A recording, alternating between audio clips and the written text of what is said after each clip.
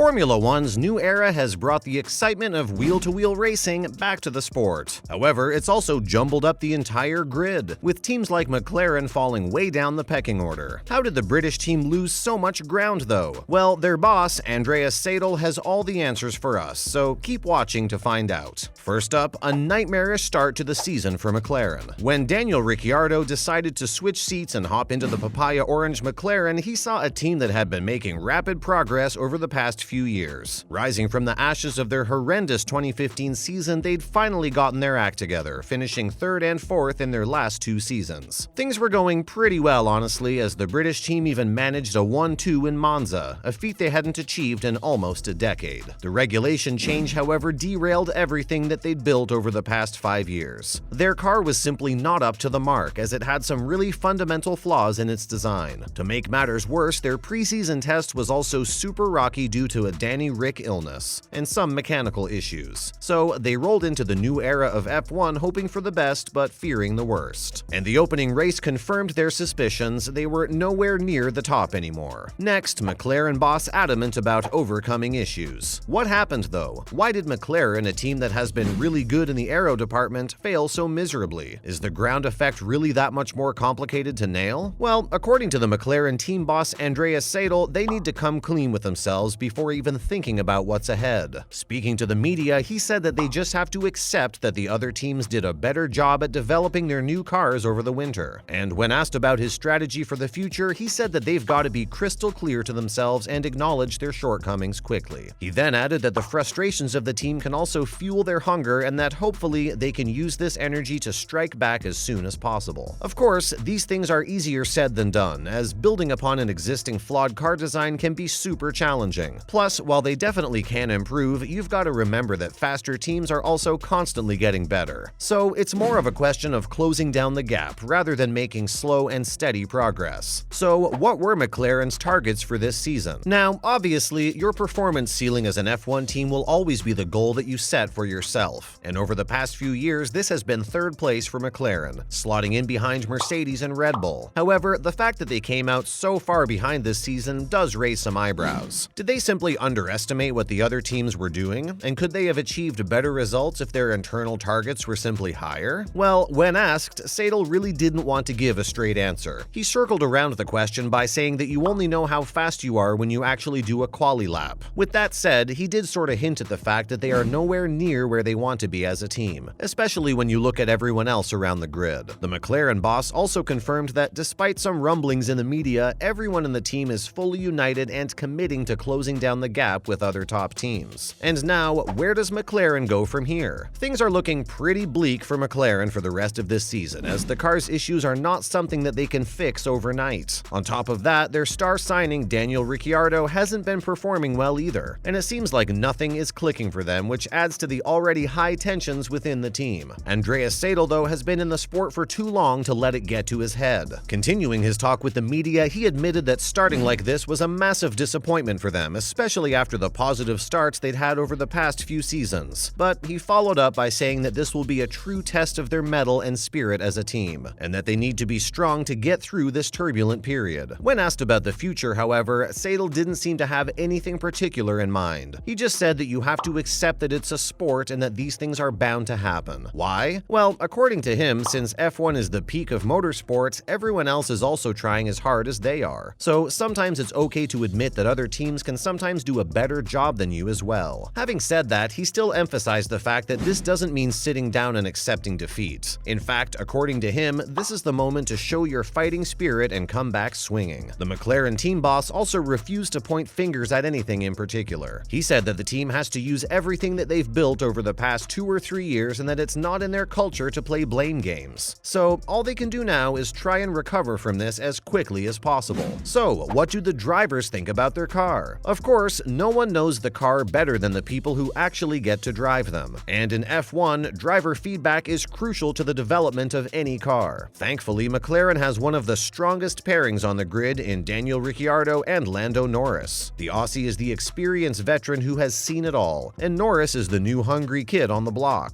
So they have a pretty good mix of experience and youth on their team. And thanks to this pairing, it seems like they've already managed to pinpoint their fundamental issues. Speaking to the press, Norris Norris said that their car is just not generating enough downforce, which is why they're losing time around the corners. Now, a McLaren car not having enough downforce is truly unheard of. After all, they've been the best performers in the aero department for many years. But apparently, the change to ground effect has just not been kind to them. That's not all though, as the Mercedes engines for this year are also not the most powerful, and as a result, McLaren is having to deal with a double whammy of bad engine and low downforce. Also, it doesn't help that Daniel Ricciardo has hit another dip in form at a time when the team needs him to overdrive the car. The Australian's time at the walking-based team has been nothing but a roller coaster, and if you remember, he had a pretty shaky start to the season last year as well. Eventually though, he did end up settling into the car, which led to a rare win at Monza. This season, however, has been even more tricky for him. You see, Ricciardo didn't have much of a pre-season due to COVID, so he never really got a chance to really understand the car. Plus, the issues with the car didn't help him either, and this is why the Aussie finds himself way down the pecking order in 11th place, almost 25 points adrift of his teammate. Up next, there's still hope for McLaren. It's easy to write McLaren off for this season, especially after seeing their struggles with the new regulations. Despite everything though, things aren't actually that bad for them. As a matter of fact, the team has actually shown some promising signs of recovery. For instance, Lando Norris has been consistently finishing in the points for the last few races, and on top of that, they even scored a really decent P5 and P6 finish in Australia. Now, with all of their bad results during the earlier part of the season, they should be way down in the constructors' standings, right? Well, actually no. The British team's incredible recovery over the past few races has bagged them some super valuable points. And guess what? They're actually in P4, right behind Mercedes, Red Bull, and Ferrari. But wait, didn't they also finish in 4th position during their not-so-bad last season? Yes, and that's the point. Of course, you always want to build upon your previous success and improve. The thing is, though, that regulation changes can be brutal. Besides, McLaren should actually be thankful that they've at least managed to stay in their position rather than falling from grace like Mercedes or Aston Martin. At the end of the day, however, F1 is a competitive sport, and if you aren't disappointed by your failures, then you're not ambitious enough. So it's only natural for the Papaya Orange team to be frustrated about the fact that they didn't capitalize on the rule changes. Having said that, if they continue to gain consistent points over the course of the season, they could easily have a go at the final podium place in the Constructors' Championship. That's a wrap for this video. Do you think that McLaren has a chance of overtaking the mighty Mercedes by the end of this season? Let us know in the comments below. Make sure to give this video a thumbs up and subscribe to our channel for more videos like this. See you in the next one.